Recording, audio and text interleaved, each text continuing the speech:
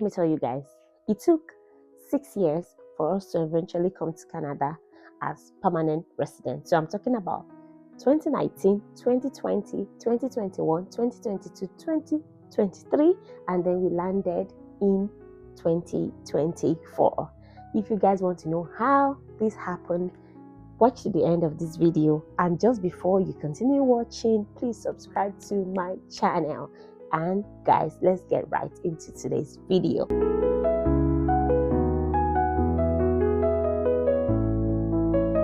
Guys, we started thinking about coming to Canada, let's say in 2017, but we didn't do anything about it. So in 2019, we started calculating our CRS score, and we saw that, with our age at that time, and with me being the younger one without a master's degree, there was no way I could come to Canada just, with the current express entry score. The scores were low at the time, but notwithstanding, age was against us. So what were we going to do? So my husband decided, okay, he needed to learn another language. And you know that to learn another language is like you doing something that you're not really sure about. So we decided to apply for a provincial nomination. So in 2019, we applied for SINP, Saskatchewan Immigration Nomination Program. And then what happened?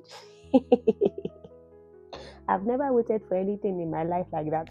We waited a whole year, and the nomination later came back as negative. One morning we woke up and saw, sorry, you're unsuccessful because of this, long story. So 2020, we got that news, and then we were trying for another baby. So we didn't just even put so much effort in the immigration anymore. COVID came, and Canada was not even inviting people for express entry. So we decided that, okay, let's just stay in Nigeria and enjoy our lives. My husband got a new job in 2021. Okay, so I've said the story of how we eventually followed the bandwagon to the UK. It was looking as if the whole Nigeria was going to the UK at the time. So I was like, okay, please, let me not be left behind, because my children will eventually ask me that, Mommy, when people were going to the UK, where were you? So we had been saving money up to that time. So we decided that, okay, the UK is a good opportunity. At least it's better than Nigeria at the moment, and I'd not done my master's, so let's go to the UK. So that's how we found ourselves in the UK. So in December of 2021, I was already about 8 months pregnant when I packed my baggages and ran from Nigeria. It's not even funny. I literally ran from Nigeria.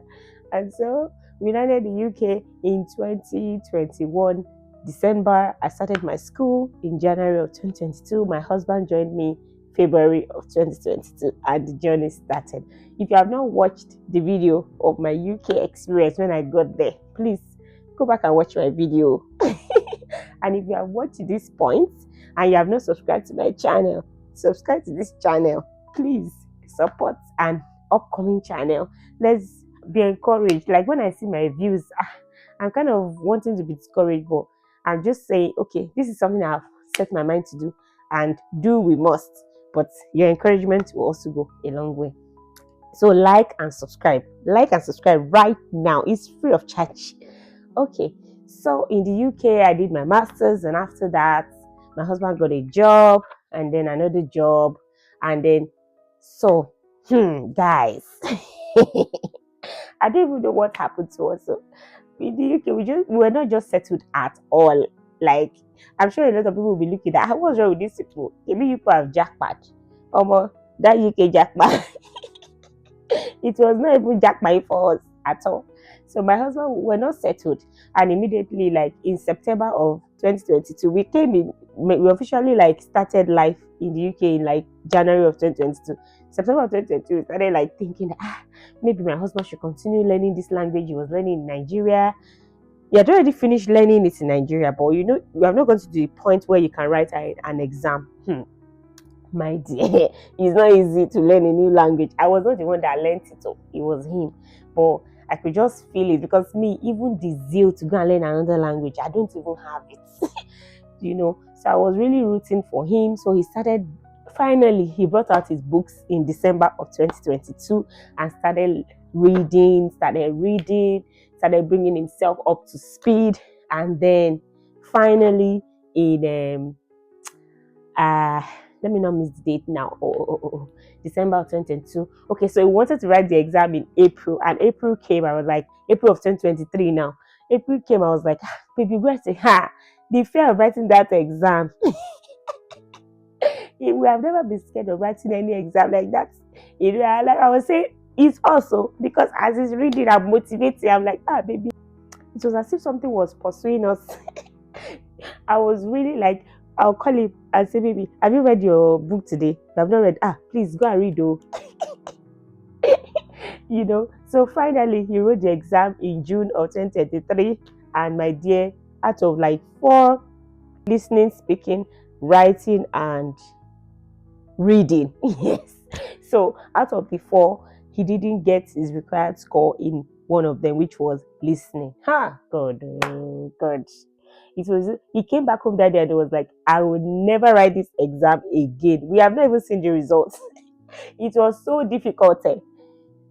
Finally the results came out and he narrowly did not pass one of the criteria. Oh God, depression. No. So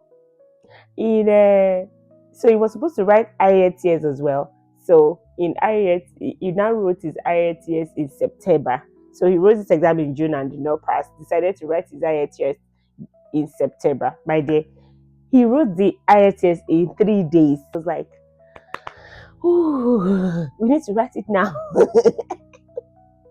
We wrote the exam, and then that result came out, and it was a miracle. That day, I was so happy he passed his IELTS. So that IELTS actually encouraged him to, rewrite the other exam. And then in October of 2023, finally he decided to write the French exam. So guys, I've not told you guys how we came to Canada. So actually we came to Canada through the French category based. That I'm going to discuss in another video. So he wrote his French exam in October of 2023, and he narrowly passed one. He used 2 marks to cross over from one that would have failed us. The day we passed that exam was like, God, miracle working God. He's a miracle working God. He's the Alpha and Omega. He's a miracle working God. Guys, the joy that filled my heart. I was so happy. God. And from that time, oh my God, it was just like the process was not. We thought that was the beginning of a smooth process. But God, the process of getting ITA and submitting your application. When you have all the criteria, you've opened your express profile, you have everything, and you're thinking that I'm going to get ITA in the next week. For where? So guys, that's where I'm going to end this video. In my next video, I'm going to tell you guys our process, how long it took for us to eventually submit our application, and then how long it took for us to land in Canada from that point onwards and everything in between. So I just want to say that I was watching a video yesterday and somebody was talking about the fact that people should do whatever it takes. People should try not to take the easy routes.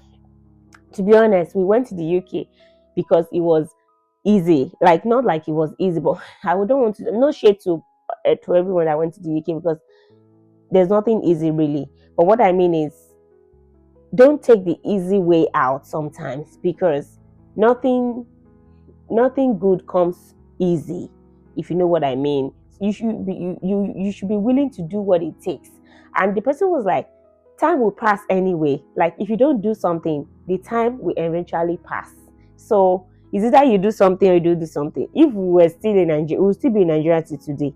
I will still be at the job I was doing. He will probably still be at the job he was doing till today. It's not as if things will have been bad, but is that the kind of life you want for yourself? So whether you do something about your situation or not, that time will pass.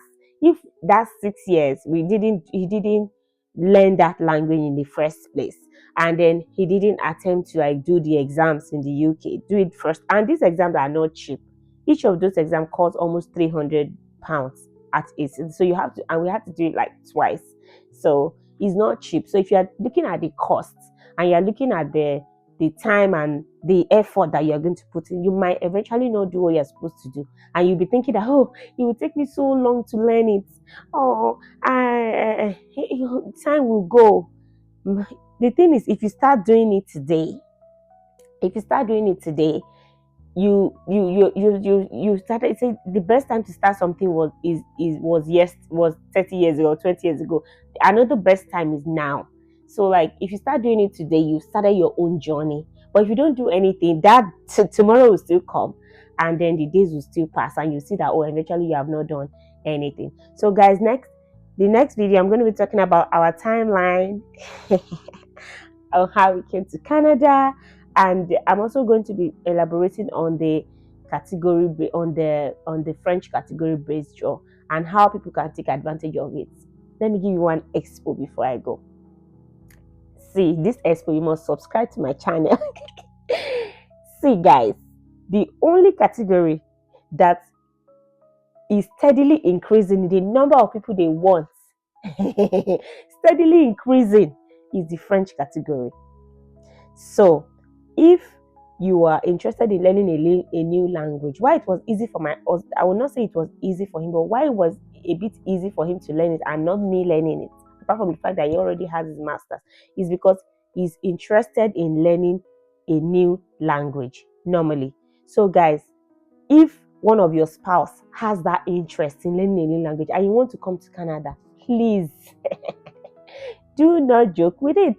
I will try and bring my husband one of these days so that he can encourage people on what motivated him and how he was eventually able to, embark on this very tedious journey and able to like complete it. And now the results are paying off. So guys, if you watched this video to this time, please subscribe to my channel and enjoy your day, and I'll see you guys in my next one. Bye.